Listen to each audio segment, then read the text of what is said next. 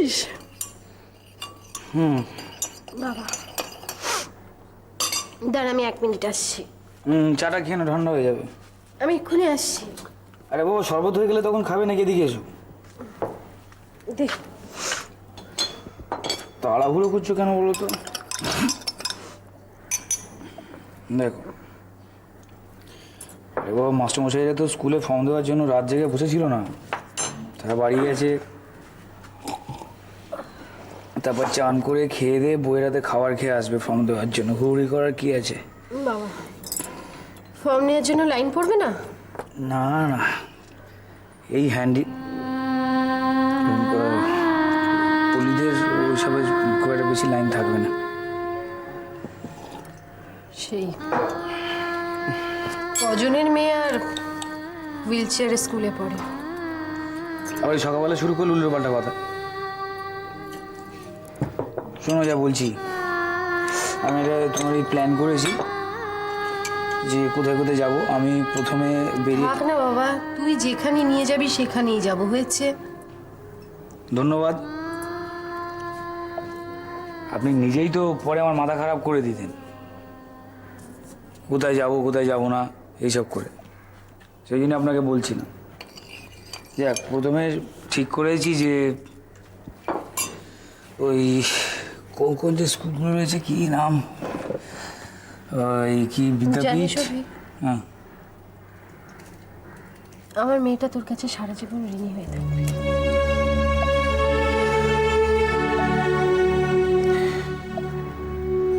হ্যাঁ, সেটা একদম ঠিক কথাই তুমি বলেছ। কি জানো তো বৌদি, ওই বাইরের লোক যখন কারোর উপকার করে, বাড়ির লোক না হলে তখন তার কাছে তো ঋণী হয়ে থাকতে হয়। যেহেতু আমি বাড়ির লোক নই, সেই জন্যই বলছো তো তুমি।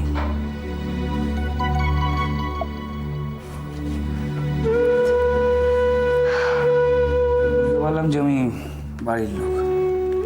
তাড়াতাড়ি নাও।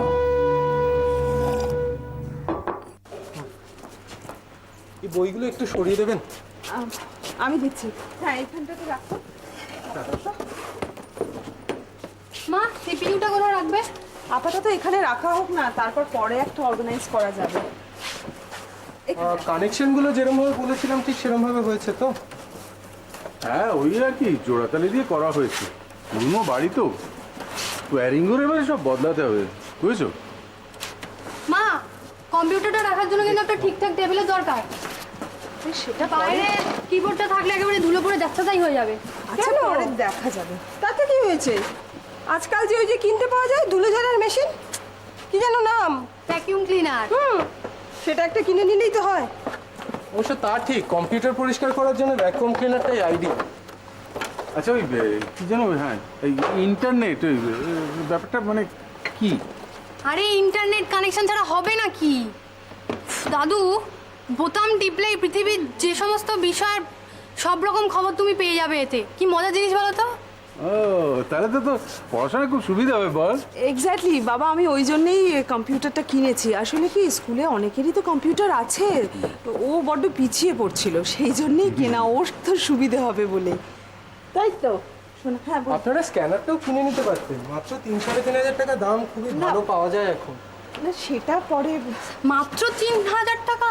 দেখেছিলে তো মা, আমি তোমাকে প্রথমেই বলেছিলাম। তুমি একটু চুপ করবে? তোমাকে এত কথা বলতে কি বলা হয়েছে? বারে, এরপর যখন স্কুল থেকে গাদা গাদা প্রজেক্ট করতে দেবে আর ভালো ছবি প্রিন্ট করতে গেলে আমার তো স্ক্যানারেরই প্রয়োজন। ঠিক আছে, পরে দেখা যাবে। সর। হ্যাঁ হ্যাঁ, হবে হবে, সব আস্তে আস্তে হবে রে বাবা। কেন গো আস্তে আস্তে কেন? এখনই তো একটা কিনে দিলে পারতে। ও বলছে যখন, নিশ্চয়ই খুব দরকার। শোনো, ভদ্রলোক নতুন এসেছেন তো তেতেপুরে, একটু শরবত করে দাও না। তুমি নিজে যাও না, তোমাকে দিয়ে যদি একটা উপকার হয়। জিনিস আমি যাচ্ছি, আমি গিয়ে না না, তোমার যাওয়ার দরকার নেই। তোমার যাবে 16 না ইন্টারেস্ট লেগে গেছে। তো কি এটা কি খায় না, মাথায় থেকে একটু বুঝতে হবে না? যাও তুমি। আমি দেখবে আসো, এই সফটওয়্যারটাতে কত রকম ভালো ভালো সুন্দর সুন্দর খেলা আছে। আসো না বাবা, ওসব আসলে আমি বুঝতে পারি না। খেলাধুলা বোঝার কি আর আমার বয়স আছে নাকি?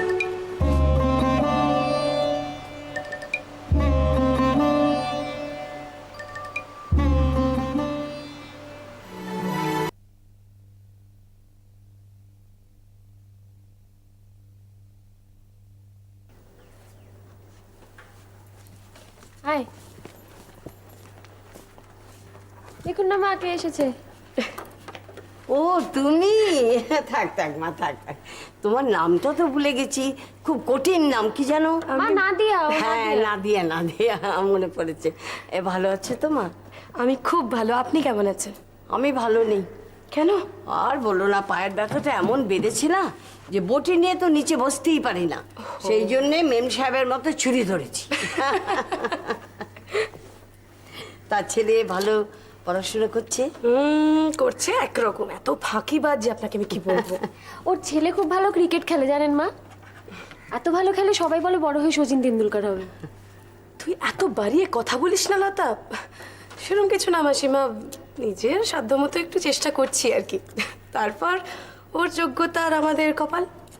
তুমি বুঝি খেলা খুব ভালোবাসো? শুধু ভালোবাসে, ও কত কি করে জানেন ওর ছেলের খেলার জন্য। প্রত্যেকদিন সকালবেলা ওকে একেবারে নিয়ম করে ক্রিকেটের কোচিং ক্লাবে পাঠায়, তারপরে ঘড়ি ধরে এক্সারসাইজ করায়, আরও খাওয়া দাওয়ার ব্যাপারে তো কি সব ডায়েট। হ্যাঁ, সেই রকম মানে নিয়ম মতো যেরকম লেখা থাকে ওরকম ক্যালারি মেপে টেপে খাওয়ায় সব খাবার। কিছুই না, চেষ্টা করি আর কি। কেন করবি না, করাটাই তো উচিত রে। ছেলে মেয়েদের মধ্যে যদি কোনো প্রতিভা থাকে সেটা তো মা বাবারই বার করা উচিত। বল, জানিস কি ভালো আঁকে আমার দিয়াটা, আমার কি ইচ্ছা ওকে একটা আঁকার স্কুলে ভর্তি করবো। শোনো, তুমি এমন তেতে ভরে এলে, অথচ তোমাকে এক গ্লাস জল অফার করলাম না। একদম চিন্তা করবেন না, আমি নিজে নিয়ে নিচ্ছি। কি রে, তোকে মিশিয়ে দেবো তো? মিষ্টি? হ্যাঁ, খাও মা। মিষ্টি দেখলে আর সামলাতে পারি না। তোমাদের তো এক্ষুনি আবার বেরোতে হবে। না মা, আজকে স্কুলের পর ম্যাজিক শো আছে, দেরিতে গেলেও হবে। তা তোমার বন্ধু এলো, কিছু খেতে দাও। হ্যাঁ, একদম সেটা তেতুপুরে এলো, আর কত দূরে বাড়ি, কোনো সকালবেলা বেরিয়েছে। কোনো ব্যাপার নয়, একদম চিন্তা করবেন না। আপনি শুধু বলুন আজকে কি রান্না করেছেন আপনি। আর কি রান্না করবো মা, এই গরমে কি রান্না করা যায়? একটু চিংড়ি মাছ ছিল, লাউ চিংড়ি করেছি। লাউ চিংড়ি? ও মা, মানে খুব খেতে ইচ্ছে করে গেল। আচ্ছা আচ্ছা, আমি নিয়ে আসছি এক্ষুনি, আমি নিয়ে আসছি এক্ষুনি। মা আপনি বসুন না, আমি নিয়ে আসছি। না না না, তোমরা গল্প করো, আমি নিয়ে আসছি, বসো।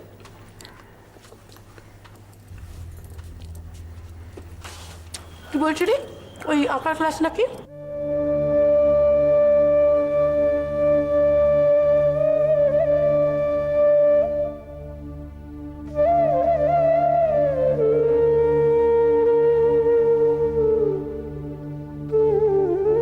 অংশমান ভেবেছিল, কেন ভেবেছিল কে জানে, আমার বাবা তাকে উদ্যোগ নিয়ে বিদেশে পাঠাবেন। বাবাকে অংশমান একটুও চিনতে পারেনি। বাবা পুরুষকারে বিশ্বাসী ছিলেন, এভাবে কারোর জন্য কিছু করে দেওয়ার বিরোধী ছিলেন বরাবরই। আর সেই জন্যই তার যত রাগ ছিল আমার উপর। মা কি করছো? কি হলো, তুই পড়া থেকে উঠে এলি কেন? মুড নেই, তাই দেখতে এলাম তুমি কি করছো, ডায়েরি লিখছো? মুড নেই মানেটা কি? পড়াশোনার ব্যাপারে আবার মুড কিসের? তুই ভীষণ অমনোযোগী হয়ে উঠেছিস। বলো না, ডায়েরি লিখছো? ও কিছু না, তুই পড়তে বস। জানো তো, আমাদের টিচার বলেন ডায়েরি লেখা নাকি খুব ভালো অভ্যেস, সকলের লেখা উচিত। তুই পড়তে বসবি না না? তখন থেকে আমি তোকে একটা কথা বলে যাচ্ছি। শোনো মা, তোমার একটা বন্ধু আছে না, নাদিয়া মাসি? হ্যাঁ ওদের একটা দোকান আছে না? হ্যাঁ, বসন ভূষণ। কেন, কি হয়েছে? না না মানে, তুই গিয়েছিলি? হ্যাঁ গেছিলাম, ওখানে তোমার একটা বন্ধুর বাড়ি, ওদের পাড়াতেই তো দোকানটা। হ্যাঁ, তো কি হয়েছে, কি বলতে যাচ্ছিলি বল সেটা। নাদিয়া মাসিদের দোকানে একটা লোককে দেখলাম, ওই লোকটাই নাদিয়া মাসির হাজবেন্ড না মা? মায়া, আমি অনেকবার বলেছি ওভাবে বড়দের সম্পর্কে কথা বলবে না, বলতে নেই। সরি মা, নাদিয়া মাসির না থাক, বলবো না, তুমি আবার রাগ করবে। না না, বল না, তুই তো সারাক্ষণ বলেই যাবি, পড়াশোনা তো করবি না। কালিটা যে কোথায় গেল কে জানে। তুমি সবসময় আমার পেছনে ঠিক করো কেন গো পড়ার ব্যাপারে? আমার পড়া আমি নিজে ঠিক করে নেবো, তোমাকে সবসময় বলতে হবে না। কিছু একটা বলতে গেলেই খালি নয় পড়ার কথা, নয় চুল বাঁধা, একটা কিছু না একটা কিছু বলবেই, ভালো লাগে না। হ্যাঁ, ভালো তো লাগবেই না। তোমার ভালোর জন্য বলা হয় তো ভালো কি করে লাগবে বলো? তাই বলে সবসময় তুমি এইভাবে বলবে? ঠিক আছে বাবা, ঠিক আছে, বলবো না, কিচ্ছু বলবো না। তুই পড়াশোনা কর না কর আমি কিচ্ছু বলবো না, তুই যেখানে খুশি যা। প্রত্যেকটা পেন তো খারাপ করে রেখেছিস, পড়াশোনা তো নামগন্ধ নেই। এই শোন, তুই জানিস ঠাম্মা ব্যানার্জি মাসিমার বাড়ি থেকে ফিরেছে কিনা? না, জানি না। আচ্ছা শোনো, ঠাম্মি রোজ রোজ ব্যানার্জি দিদার বাড়িতে কি করতে যায় বলো তো? আচ্ছা যাক না বাবা, যাচ্ছেন আর কি করতে? নিশ্চয়ই গল্প করতে। ভালোই তো, একটা কিছু করুন। তুই এত কেন কথা বলছিস রে? তুই কি সত্যিই পড়বি না?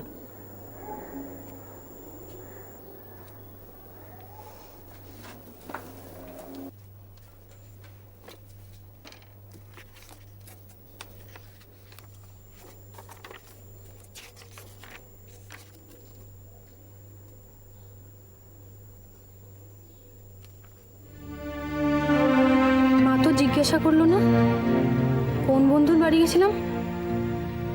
ভাগ্যিস জিজ্ঞাসা করেনি, শুনলেই এক্ষুনি বকুনি দিত। ব্যানার্জি দিদাও তার মানে কিছু জানে না। Thank god. কি আশ্চর্য, যে আমি যে এখানে থাকি আপনি জানলেন কি করে? আরে বাবা, কামাল মল্লিক মন করলে সব পারে। আপনারা কইছিলাম না একবার?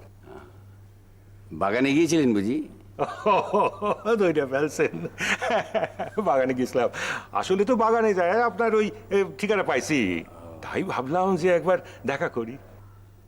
খুব ভালো, খুব ভালো। আসলে কি জানেন, পুরনো লোকের সঙ্গে দেখা হলে না মনটা খুব ভালো লাগে। হ্যাঁ, ঠিক কইছেন। We love to live in the past. বোধ হয় তাই। বাবা তুমি কি এখন দেখ কে এসেছে, দেখ, চিনতে পারছিস? চিনতে পারবো না? মল্লিক আঙ্কেল। বাবা কতদিন পর এলেন আপনি। আচ্ছা এখানকার ঠিকানা খুঁজে পেন কি করে বলুন তো? Row row row row row, আগে বসো বসো বসো বসো। হ্যাঁ, এই আমাদের এই ছোট্ট বেবি না? হ্যাঁ, স্কুল যাওয়ার আগে পেটে ব্যথা শুরু হইতো। আচ্ছা আমি আবার স্কুল যাওয়ার সময় কবে বলতাম পেটে ব্যথা? কি সাহেব, আমি ঠিক কইতেছি না? না না, মল্লিক সাহেব তো ভুল বলার লোক নয়। আমি আপনার জন্য কফি করে নিয়ে আসি। হ্যাঁ, কিন্তু চিনি না, চিনি দিও না, ব্ল্যাক কফি। কেন, সুগার ধরিয়েছেন নাকি? আমি আসছি। তারপর বলেন সাহেব, আপনার খবর বলেন। আপনি বলুন আপনার খবর শুনি। আমি তো এখন আপনাদের এই কলকাতার মানুষ। তাই? সাহেব, আমি এখন ওই আসছি, বসছি, খাচ্ছি, কইতে পারি। তা আমাকে দেখে দেশের কথা মনে পড়ে গেল। ও আজকাল বুঝলেন না, এই প্রাণ খুলে কথা বলার তো লোক পাওয়া যায় না। তবে আপনারে পাইছি, জমাটি আড্ডা হইব। তা আপনি কলকাতার লোক হলেন কি করে? ওই খিদিরপুরে না একটা বাড়ি কিনছি। ও তাই? আসলে কি জানেন, এই যাতায়াত তো করতে হয়, তাই ভাবলাম একটা ওই বাড়ি কিনা ফেলি। তা ওখানে একটা ওই দারোয়ান গোছের লোক রেখে দিছি, ওই দেখাশোনা করে আর কি। আচ্ছা, আপনার এই বাড়িতে আমাকে একটু থাকতে দেবেন? আমার খুব উপকার হয়।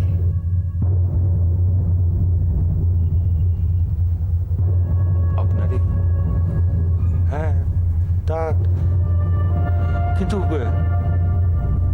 কেন, কোন দেখি, কি কারণে?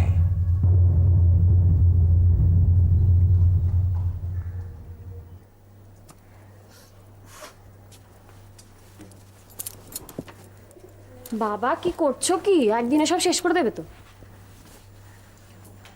হোক না, শেষ হলে হোক। গরমের মধ্যে বেশি একটু গন্ধ টন্ধ থাকলে একটু ইয়ে লাগে না? আহ ধ্যাৎ, কি লাগে? আরে কি লাগে আবার কি? কিছুই বোঝো না নাকি? অদ্ভুত। সরো সরো সরো সরো।